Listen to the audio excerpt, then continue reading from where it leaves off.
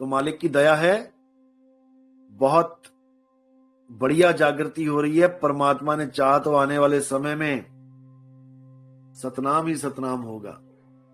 और जिन मूर्खों ने सतनाम को ओम सोहंग बना दिया है वो भी सुन लें। अगर तुम कहते हो कि ओम और सोहम ही दो अक्षर हैं, तो इसमें से एक छुड़ाए एक लखाए, वाणी सिद्ध करके दिखा दो। क्या छुड़ाओगे क्या लखाओगे, तुम तो दोनों ही पकड़ के बैठ गए। जो 12वें पंथ के भगत लोग कहते हैं कि ओम और सोहंग दो अक्षर हैं, तो वाणी तो ये कहती है सोई गुरु पूरा कहावे, दो अक्षर का भेद बतावे। चलो ठीक है, मान लिया, एक अक्षर हो गया ओम, एक हो गया सोहंग, दो अक्षर का भेद तुम्हें पता लग गया, ठीक है। अब कह रही है एक छुड़ावे, अब दोनों में से क्या छुड़वाओगे? ना तुम ओम छोड़ने वाले ना तुम सोहंग छोड़ने वाले। एक छुड़ावे एक लखावे। लखावे का मतलब क्या होता है?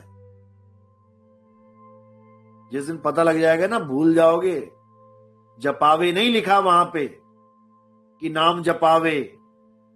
एक छुड़ावे एक लखावे, तब प्राणी निज घर को जावे। तब जाएगा निज घर को। और तुम्हारी एक और खाल खींचने वाली हुई पड़ी है। जो तुम कह रहे हो कि नितिन दास तो खोपड़ी में ध्यान लगवाता है, खोपड़ी में। अरे मूर्खो, नितिन दास खोपड़ी से छुड़वाता है, खोपड़ी में ध्यान नहीं लगवाता। और जो तुम्हारे गुरु लोग कहते हैं कि तिरकुटी में परमात्मा आएगा मेरा रूप धारण करके, खोपड़ी में घुसा दिया तुम्हें। तुम लोगों को खोपड़ी में घुसा दिया इन गुरुआ लोगों ने। इंगला पिंगला सुषमना में घुसा दिया, खोपड़ी में है वो इंगला पिंगला सुषमना। खुद खोपड़ी में घुसे पड़े हैं, और जो खोपड़ी से छुड़वा रहा है उसको कह रहे खोपड़ी में ध्यान लगवा रहा है। गजब के लोग हैं ये, गजब के। अपने गुरुओं के सत्संग सुनो ध्यान से। 1000 बार बोला उसने कि तिरकुटी में यहां पर छटनी होगी, यहां पर तुम्हारे माथे के ऊपर लिख के आ जाएगा कि सिलेक्ट है या रिजेक्ट है। कहां पे होगी छटनी? इंगला पिंगला सुषमना में। और कहां पर है वो? खोपड़ी में। तुम हो खोपड़ी वाले। हमारा ज्ञान खोपड़ी क्या, पूरी देही से न्यारा ज्ञान है, शरीरों से परे का ज्ञान है, शरीरों में नहीं लेके जा रहे। कि कोई कहे कि जी इंगला पिंगला सुषमना में परमात्मा रहता है। इंगला पिंगला सुषमना में परमात्मा नहीं रहता, इंगला पिंगला सुषमना में मन रहता है। और तुम्हें मन के ही सहारे छोड़ दिया गया है। मन ही तुम्हारे गुरुओं का रूप बना के धारण करके बैठ जाता है। गीता में सारे रूप दिखा दिए इसी मन के। उसी में से तुम्हारा भी एक गुरु हो गया, उसका भी रूप धारण कर लेगा मन 2 मिनट में। चाहे वो किसी भी पंथ का गुरु क्यों ना हो, ये मन किसी का भी रूप धारण कर सकता है। क्या तुम्हें सपने नहीं आते? क्या तुम्हें सपने आते हैं? जिसका सपना आया उससे जाके पूछो जरा कि क्या तुम कल मेरे सपने में आए थे? मैंने तुम्हें 2 रुपए दिए, 5 रुपए दिए, 10 रुपए दिए, वापस कर दो। मार के भगाएगा तुम्हें।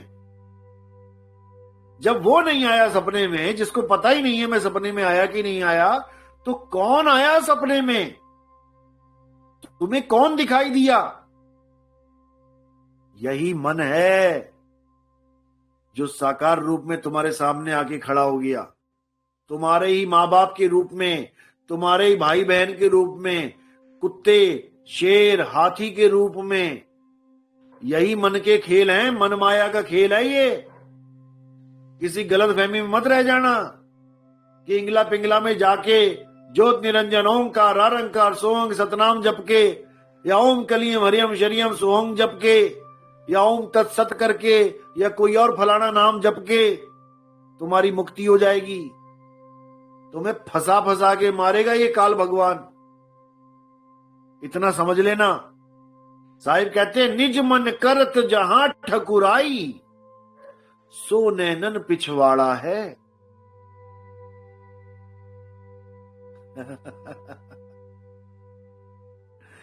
तो भाई ये नैनों के जो पीछे बैठा है ना, ये जो तुम सोच रहे हो कि परमात्मा बैठा है मेरा गुरु रूप धारण करके आ जाएगा, तुम्हारा मन बैठा है यहां पे और तुम्हारी हालत खराब कर देगा वो।